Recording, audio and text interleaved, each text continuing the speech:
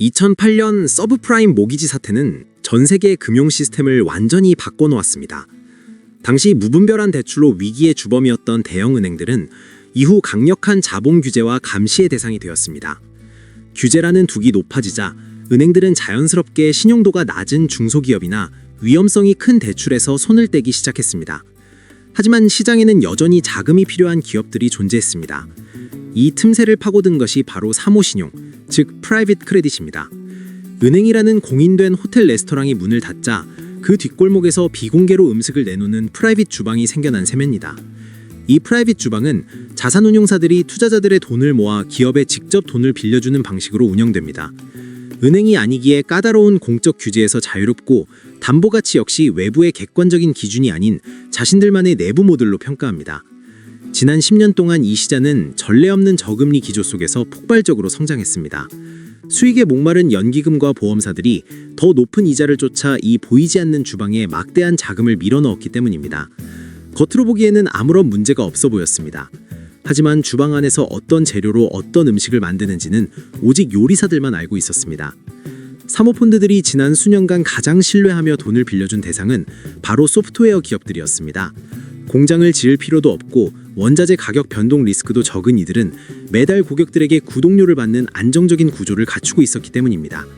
이를 전문 용어로 연간 반복 매출, 즉 ARR이라고 부릅니다. 사모펀드 입장에서 소프트웨어 기업의 ARR은 매달 꼬박꼬박 들어오는 확실한 식권과 같았습니다. 기업의 현재 이익이 적더라도 이 식권 뭉치만 확실하다면 이를 담보로 거액의 대출을 해주는데 주저함이 없었습니다. 이 구조는 하나의 거대한 구독경제 생태계를 형성했습니다. 소프트웨어 기업은 대출받은 돈으로 공격적인 마케팅을 펼쳐 식권 발행량을 늘리고 사모펀드는 그 식권의 가치를 높게 평가해 더 많은 대출을 해주는 선순환이 이어졌습니다. 자산운용사들은 이 대출 채권을 묶어 고수익 상품으로 포장했고 투자자들은 예측 가능한 수익 모델이라는 말에 안심하며 자산을 맡겼습니다. 장부상으로 이 식권들은 결코 부도가 나지 않을 자산처럼 보였습니다. 하지만 기술의 진보라는 거대한 파도가 이 식권의 효력 자체를 정지시킬 수 있다는 사실을 계산에 넣은 사람은 많지 않았습니다. 최근 오픈 AI와 엔트로픽 같은 인공지능 기업들이 선보인 기업용 AI 모델은 시장의 판도를 완전히 바꾸어 놓았습니다. 과거에는 수많은 인력이 투입되어야 했던 법률 문서 검토, 회계 분석, 금융 리서치 작업을 이제 AI가 단 몇 초 만에 처리하기 시작했습니다. 이는 단순히 생산성이 좋아지는 수준을 넘어 기존의 유료 소프트웨어를 사용하던 고객들이 더 이상 비싼 구독료를 낼 필요가 없어졌음을 의미합니다.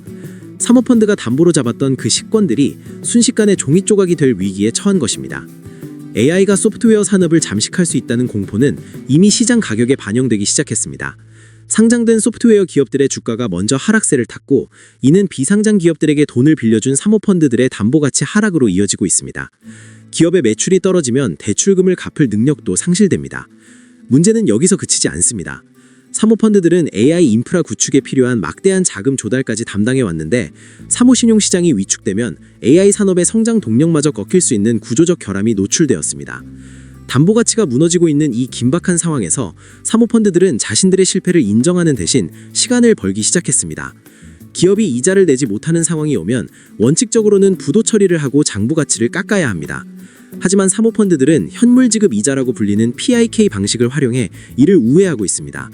이자를 현금으로 받는 대신 나중에 갚아야 할 원금에 얹어주는 방식입니다. 당장은 현금이 들어오지 않아도 장부상으로는 부실이 발생하지 않은 것처럼 꾸밀 수 있습니다.